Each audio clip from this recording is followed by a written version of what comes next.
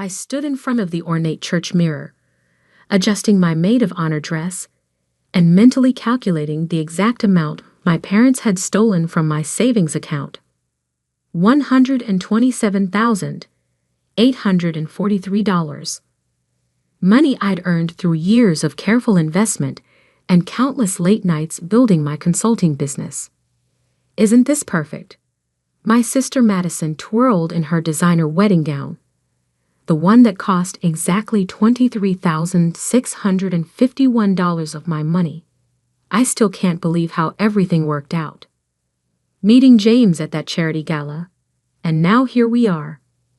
I forced a smile, remembering the real story of how she met my business partner. The story she didn't know. Yes, I replied softly. Everything worked out exactly as planned. 6 months earlier, I'd sat across from my parents at our family's weekly dinner, listening in shock as they casually announced they'd borrowed my savings for Madison's wedding. "Honey, you understand," Mom had said, patting my hand. "Your sister only gets married once, and James comes from such a good family. We couldn't let her have anything less than perfect. You had no right." I'd managed through clenched teeth. "That was my money." "Don't be selfish," Dad cut in. "Madison needs this. Besides, what were you doing with all that money anyway? It's not like you have anything important to spend it on." I'd looked at Madison, waiting for her to say something, anything. But she just sat there, examining her fresh manicure, a satisfied smile playing on her lips. What they didn't know was that those savings had been earmarked for a crucial business expansion. I'd been planning to buy out our biggest competitor, a deal that would have doubled our market share overnight. "I can't believe you're being so dramatic about this," Madison had sighed. "It's not like you have a wedding to save for. When was your last date anyway?" That night, I'd called James, my business partner, and the only person who knew the full extent of my family's emotional manipulation. "They took everything, James. The expansion money, my emergency fund, all of it." His voice had been calm, measured. "I might have a solution, but you'll have to trust me completely, and it's going to take time." "I trust you," I'd said without hesitation. James and I had built our company from nothing, working 80-hour weeks, surviving on coffee and determination. He was the brother I should have had instead of the sister who'd spent her life taking everything from me. "Good," he replied, "because I'm about to tell you how we're going to take over your family's company. And it starts with me meeting your sister." Now, watching Madison fuss with her veil, I thought about how perfectly James had played his part. The accidental meeting at the charity gala, the whirlwind romance, the proposal that had made headline news. James was, after all, one of the city's most eligible bachelors. My parents had been ecstatic. Their golden child marrying into serious money. It was everything they dreamed of. If only they knew that James's real value wasn't in his personal wealth, but in his shares of our company, Monarch Consulting. Shares that, combined with mine, would give us controlling interest in Anderson and Sons, my family's century-old business, once the merger papers were signed tomorrow morning. "Sarah?" Madison's voice pulled me from my thoughts. Earth to Sarah. "Mom wants to know if you've got the marriage license.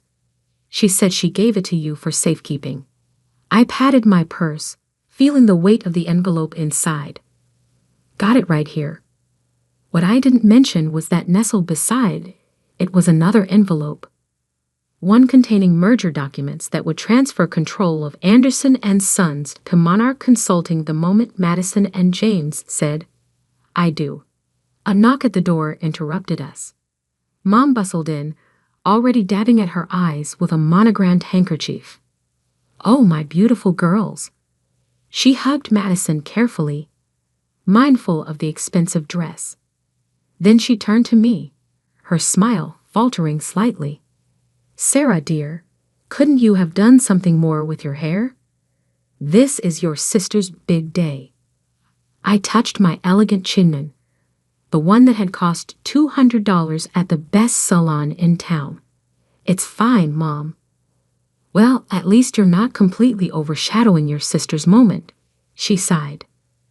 Though that dress is a bit much, don't you think? I glanced down at the designer gown I'd chosen specifically because it was more expensive than Madison's. A small petty revenge, but satisfying nonetheless. The ceremony starts in 20 minutes, Mom continued.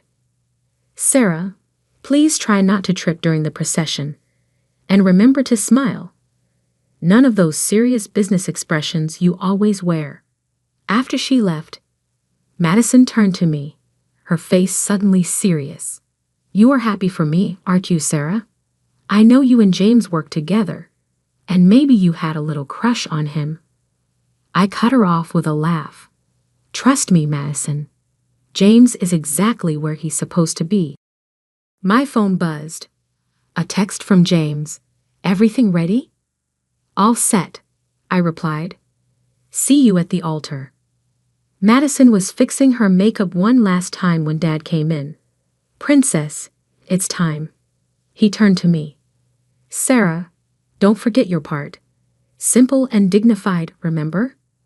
I nodded, thinking of the other role I'd be playing today, the one that would change everything. As the wedding coordinator lined us up, I felt the weight of both envelopes in my purse. One would make my sister Mrs. James Porter.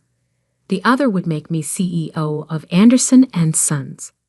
The organ music began, its triumphant notes filling the massive church. I stepped into line behind the bridesmaids, a small smile playing on my lips. Ready? The coordinator whispered. More than ready. I'd been preparing for this moment for 6 months. The doors opened, and I began my walk down the aisle, past hundreds of guests who had no idea they were about to witness not just a wedding, but a corporate takeover. At the altar, James stood tall and handsome in his tuxedo. He caught my eye and gave me the slightest of nods. Showtime. The ceremony proceeded like a perfectly choreographed dance. Madison floated down the aisle on Dad's arm, guests murmuring appreciatively at her designer gown. In the front row, Mom dabbed at her eyes with her handkerchief, the massive diamond rings on her fingers catching the light. Rings bought with profits from the company I was about to take over.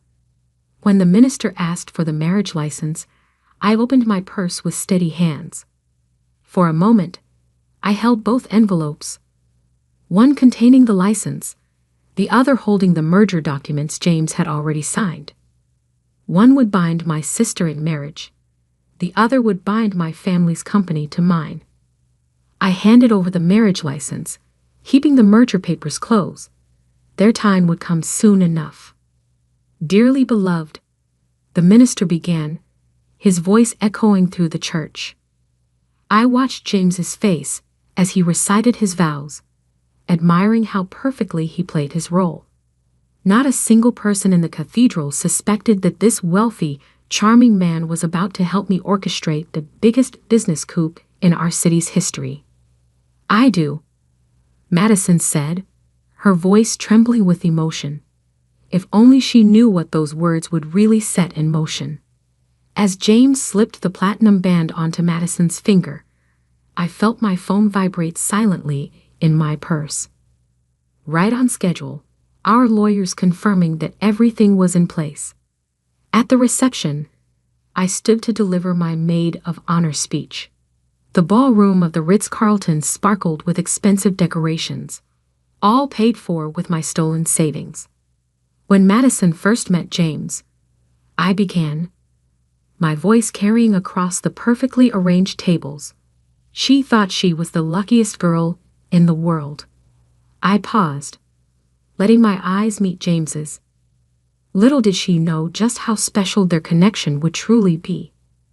The crowd chuckled, interpreting my words as sisterly affection. Only James understood their real meaning. As I sat down, Dad stood up, champagne glass in hand. Today isn't just about joining two people in marriage, he'd announced proudly. It's about joining two of the city's most prestigious families, the Andersons and the Porters, a perfect match. I smiled, thinking about how that perfect match would look very different by tomorrow morning. The party was in full swing when my phone buzzed again. The message was from our corporate attorney.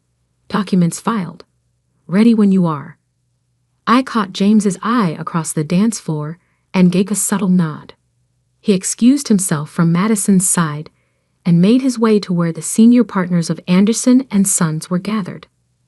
"Gentlemen," I heard him say, "I'd love your advice on something. Could we step into the library for a moment?" I watched them follow him out. These men who had spent years dismissing me despite my Harvard MBA and proven track record. These men who had supported my father's decision to make Madison a vice president straight out of college, while I built my own company from scratch. 20 minutes later, I entered the library to find exactly what I expected, a room full of pale-faced men holding copies of the merger documents. This is impossible. My father's voice shook as he looked up from the papers. "James, what is this?" "That," I said, stepping forward, "is a legally binding merger agreement between Monarch Consulting and Anderson and Sons. One that gives us controlling interest in your company. But you don't have the authority," one of the partners sputtered. "The shareholder agreement clearly states that any marriage between the families automatically triggers the merger clause," James finished smoothly. "A clause your lawyers insisted on when they learned of my family's wealth. They just didn't know I was already Sarah's business partner." Dad's face had turned an alarming shade of red. "You planned this? Both of you?" "Consider it karma," I said coolly. "You took my savings. I'm taking your company." "Madison will never forgive you," he threatened. "Madison will never know," I corrected him.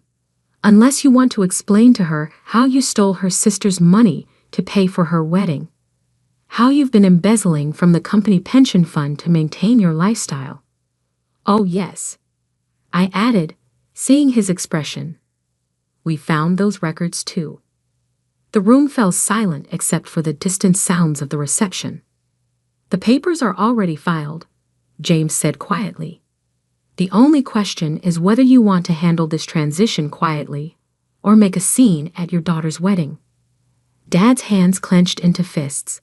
"Sarah, please. We can work something out." "Like how you worked out taking my savings?" I asked sweetly. "No, Dad. This is happening. The only choice you have is how public you want this to become." One of the partners cleared his throat. "Robert, maybe we should discuss this calmly. If what they're saying about the pension fund..." Dad's shoulders slumped in defeat. James gathered the signed documents while I stood by the door, watching these powerful men come to terms with their new reality. "Oh, and Dad," I said as they filed out, "don't worry about paying me back for the wedding. Consider it a gift, the last one you'll ever get from me." Back in the ballroom, Madison was cutting the massive wedding cake, beaming at the cameras. Mom was showing off the table settings to her friends, bragging about the cost. If they only knew that every crystal glass, every flower arrangement, every perfect detail of this wedding had helped fund their own downfall. I picked up a champagne flute and watched the bubbles rise. By this time tomorrow, I would be CEO of both companies. The empire my grandfather built, that my father nearly destroyed, would be mine. "Everything okay?" James appeared at my side, his bow tie slightly crooked from the confrontation. "Perfect," I replied, straightening his tie. "Ready for your honeymoon?" He grimaced slightly. 2 weeks in the Maldives with Madison. The things I do for our company. Just think of it as a business investment, I said, raising my glass. To new beginnings. Across the room, Dad was drinking heavily at the bar, his face ashen. Mom was still circulating among the guests, unaware that her world had just shifted on its axis. And Madison? She was exactly where she'd always been, the center of attention, basking in her perfect moment, completely oblivious to the storm about to break. The night was still young, but the real celebration was just beginning. 2 weeks after the wedding, I sat in what had once been my father's office, reviewing the latest financial reports. The view of the city skyline was exactly as I remembered from childhood visits, but everything else had changed. The heavy oak desk where Dad had once dismissed my business ideas was now mine. The wall of photos showing him with celebrities and politicians had been replaced with our company's new vision statement and organizational chart. My phone buzzed. A text from James. Just landed. Heading to the office. Madison's still mad. I'm cutting the honeymoon short for work. I smiled, remembering Madison's Instagram posts from the Maldives. Endless selfies of her living her best life. Completely unaware that her new husband had spent most of the trip on conference calls, helping me restructure both companies. A knock at my door interrupted my thoughts. Come in. Mom entered, looking smaller somehow without her usual designer outfit and perfectly coiffed hair. Sarah, we need to talk. I gestured to the chair across from me. The same chair where I'd once sat as Dad lectured me about practical career choices. How could you do this to your own family? She demanded, but her voice lacked its usual authority. Interesting, I said, opening a folder on my desk. That's exactly what I wondered when I saw these bank statements.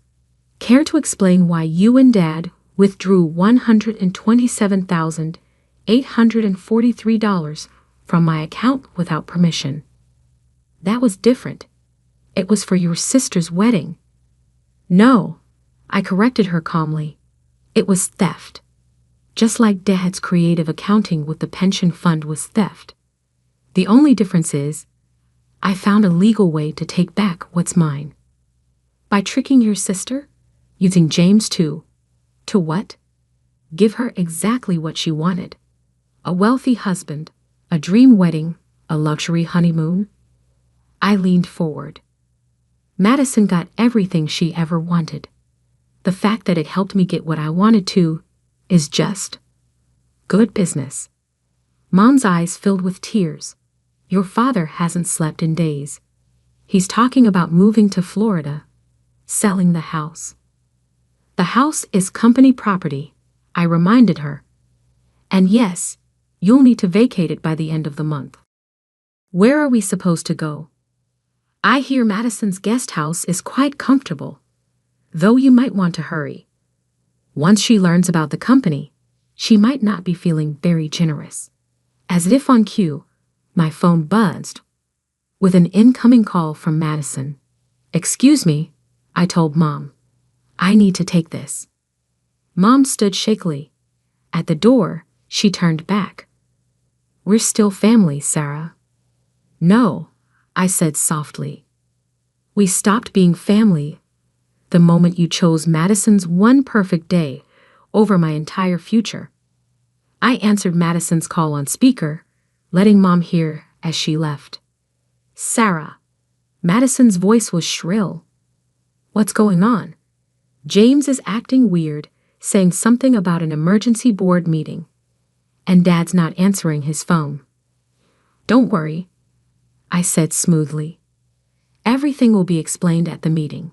You should come too. It involves the whole family. 2 hours later, I stood at the head of the conference room table, facing my assembled family and the board of directors. James sat to my right, his expression professionally neutral. As of this morning, I announced, the merger between Monarch Consulting and Anderson & Sons is complete. I will be serving as CEO of the combined companies. Madison jumped up. What? But Daddy, you said I was next in line for CEO. Dad couldn't meet her eyes. James cleared his throat. Actually, according to the new organizational structure, your position has been eliminated.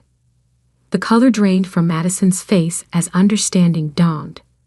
You married me just to help her take over the company. The marriage is legal, James said calmly.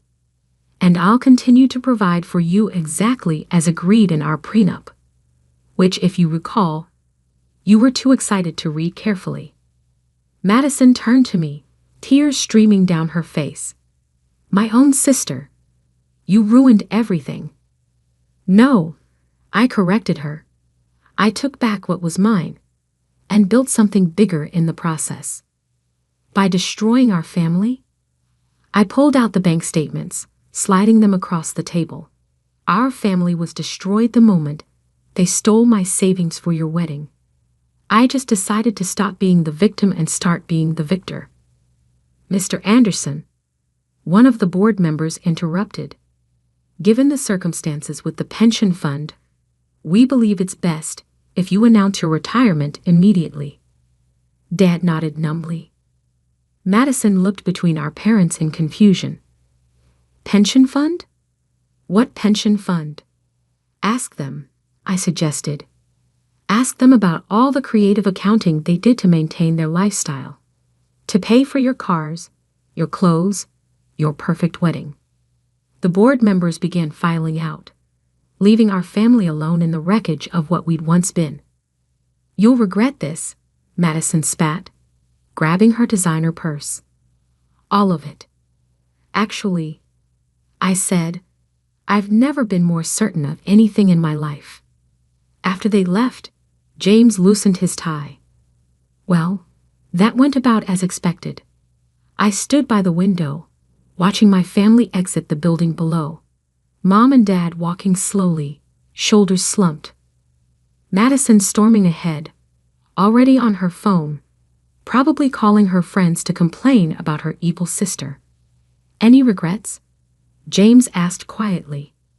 I thought about years of being second best, of working twice as hard for half the recognition, of having my dreams dismissed and my savings stolen. Just one, I replied. That I didn't do this sooner. 1 year later, I stood in the same spot, but the view was different. Under my leadership, the merged company had doubled its market share. The pension fund had been fully restored, the corporate culture transformed. My phone buzzed with a text from Madison. Heard about the company's success. Ready to talk? I deleted it without responding. Some bridges weren't meant to be rebuilt. James appeared in my doorway. Board meeting in 5. Ready to show them the expansion plans? I gathered my papers, pausing to straighten a new photo on my wall. One showing me and James at the company's last charity gala. Both of us smiling genuinely at the camera. You know what, James? I've never been more ready. Sometimes revenge isn't just about getting even. Sometimes it's about proving that the people who underestimated you were wrong. That the person they dismissed as second best could become the best. And I had proof. 12 stories of prime real estate, 2 thriving companies merged into an empire, and 1 perfect revenge served exactly the way I'd planned it. Madison got her perfect wedding. I got everything else. And that was the best revenge of all.